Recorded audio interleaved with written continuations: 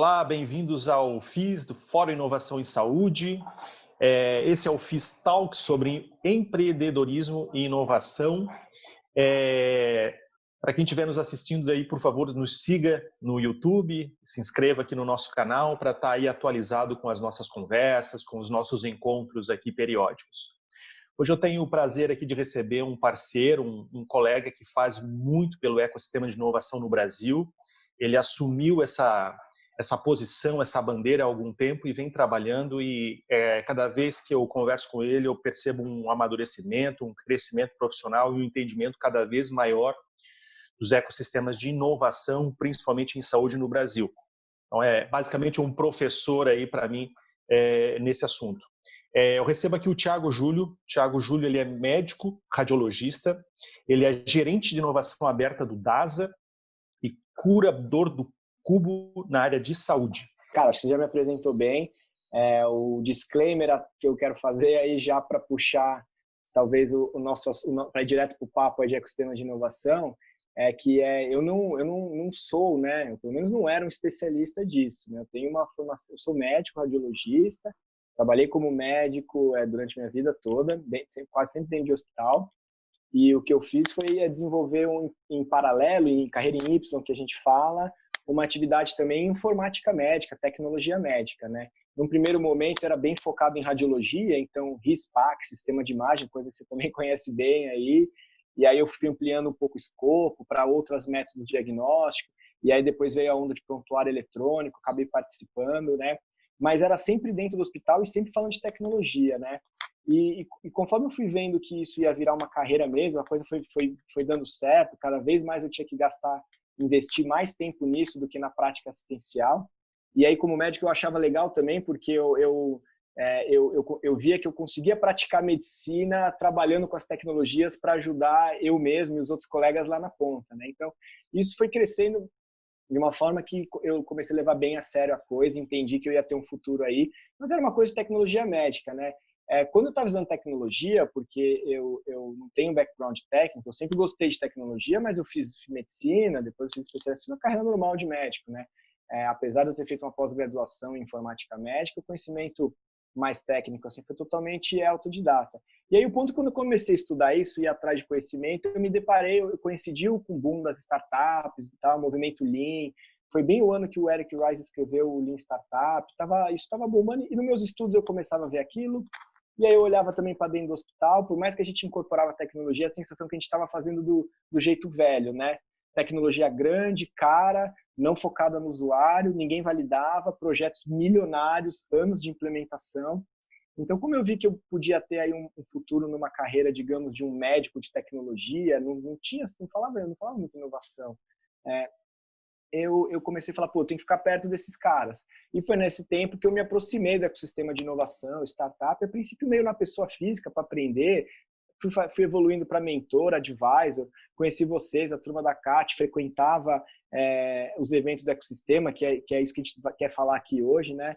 E isso meio que me habilitou, que era uma coisa que eu fazia, digamos que para o Thiago, quando a DASA precisou de um médico que tivesse esse conhecimento. Então, a DASA me procurou por o que eu não sabia. Eles me procuraram por aquilo que eu achava que, para mim, era um plus, né?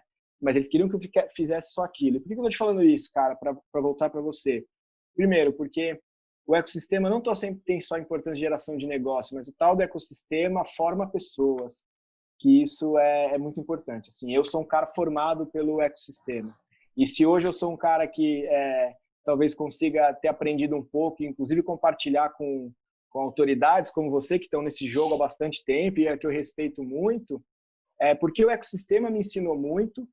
E segundo, né, para terminar, porque também eu tenho o privilégio, eu falo que é o privilégio, sou muito grato a isso, de ter uma empresa que acredita tanto nisso, que me permite, me dar o luxo de fazer isso o dia inteiro. Então, hoje eu tenho orgulho de falar que o meu trabalho é cuidar de ecossistema, é falar com o empreendedor, é conhecer investidor, é ajudar a fazer negócio, seja para o bem da DASA, das nossas empresas, dos nossos parceiros, para o bem das próprias startups, mas também para o bem do setor como um todo. Tanto que nossa tese lá no Cubo é essa, né? Lá a gente quer melhorar a vida do paciente, a gente quer melhorar o setor de saúde, que também é o propósito da DASA, através do empreendedorismo, da tecnologia e da inovação. Então, a DASA, na sua vontade de exercer sua missão, que é cuidar do paciente, a gente entende que a gente também entrega isso ao investir numa iniciativa de fomento ao empreendedorismo, tanto que o Cubo ele é uma non-profit, né? O Cubo não é uma aceleradora ou uma incubadora da DASA, que são outros elementos importantes também na cadeia do ecossistema, podemos discutir isso. Mas então é um privilégio para mim. Então eu estou há 2 anos e meio, 3, imerso lá. O meu dia a dia é fazer gestão de comunidade, avaliar, selecionar empreendedor, ajudar eles nos produtos, ajudar os investidores a escolherem as suas investidas. Então essa imersão aí, eu sou grato ao povo da DASA que me permite, e do Cubo também, que me confiou isso, porque é isso que me fez. Eu concordo com você nesse ponto, com toda a humildade. Assim, é impressionante o quanto que eu evolui. Você falou que chamou evolução, mas para mim é aprendizado. O quanto que eu aprendi em 2 anos e meio, 3, ficando 100% do meu tempo imerso no ecossistema. O meu escritório não é na DASA, eu fico lá no Cubo, meu escritório é lá, eu trabalho lá. E também visito, viajo, inclusive a CAT, né, aí no Sul, como eu falei, no Rio de Janeiro, a gente sempre parte do nosso dia a dia é também visitar e trocar com empreendedores e hubs de outros estados e países aí também. Entrando nesse assunto de ecossistema, né, eu vou te fazer uma pergunta que é: como se cria um ecossistema de inovação? Eu tenho uma ideia muito simples sobre como se cria. Do meu ponto de vista, ele se cria de 2 formas, que é ou o ambiente tem vocação, né? Ou é um local que tem vocação, e para ter vocação tem que ter formação, alguma coisa nesse sentido, ou injetando grana, né? Pega muita grana, injeta e vão fazer a coisa, enfiar um ecossistema aqui de goela abaixo, né? Sendo bem rígido aqui com as palavras. Do teu ponto de vista, cara, como é que se cria um ecossistema de inovação? É uma boa pergunta. Eu gostei da sua abordagem aí, do seu prisma. Eu acho que eu não discordo dela. Eu concordo bastante. Vou tentar dar uma outra visão para ela. Eu acho que hoje eu estou bem convencido que eu já te falei isso na outra fala, né? Eu sempre tive uma certa dificuldade em aceitar o termo inovação, né? Assim, eu falo, eu não sou especialista em inovação, eu não gosto disso. Eu falo que inovação não é trabalho, no sentido de gerente de inovação não é. Eu sempre falei isso, né? Gerente de inovação não é trabalho. Porque antes para mim não, meu posicionamento assim, não, é tecnologia médica, isso aqui é tecnologia, é medicina baseado em software e hardware, né? E agora, na visão que eu vejo de startup, né? Hoje eu sou um gerente de inovação, mas é inovação aberta, que é um tipo de inovação que tem uma tese específica, a gente pode conversar um pouquinho, mas o ponto é que eu não gosto daquela coisa de que para a gente evitar aquela coisa de inovação centralizada, em que um inova e o resto faz o dia a dia acontecer. Então, hoje, eu acho, para mim, o sinônimo de inovação, do que a gente está vendo hoje, tá com o contexto atual, é empreendedorismo. Tá? E eu estou te falando isso porque vale dos 2 lados. O meu trabalho ali na DASA ele é uma moeda, né? Então, a DASA, o meu trabalho na DASA é ser o curador do Cubo. Então, mas é meu trabalho da DASA, quem me paga é a DASA. Ou seja, eu vou para fora da empresa e meu trabalho é nutrir uma comunidade lá. Então, digamos que metade do meu dia eu faço isso.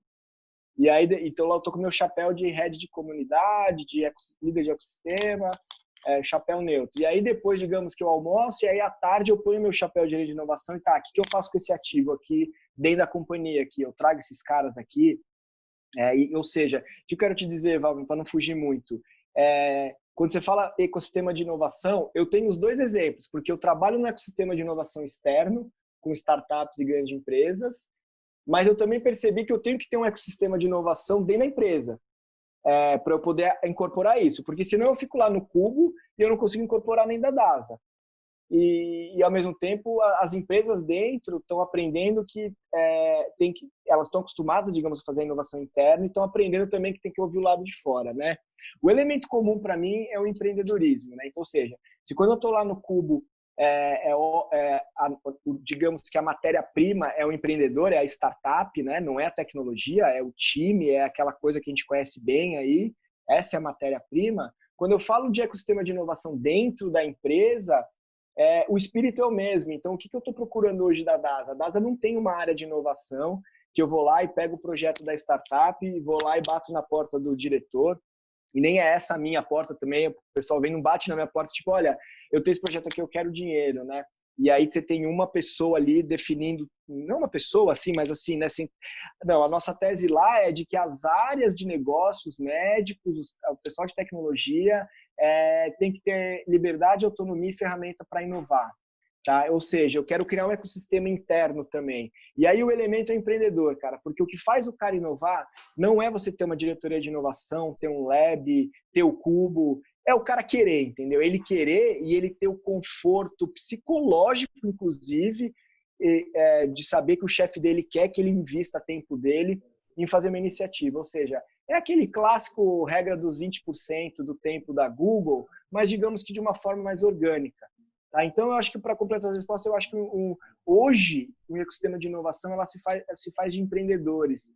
Não só o empreendedor que é o fundador da startup, mas o empreendedor que é um gerente de uma empresa que quer conduzir um projeto com uma startup, a moçada que está montando fundo de investimento, venture capital, seed, os family offices, os próprios bancos e corretoras que estão começando a fazer investimento de risco em startups, são empreendedores dos seus negócios, esses caras estão inovando, né?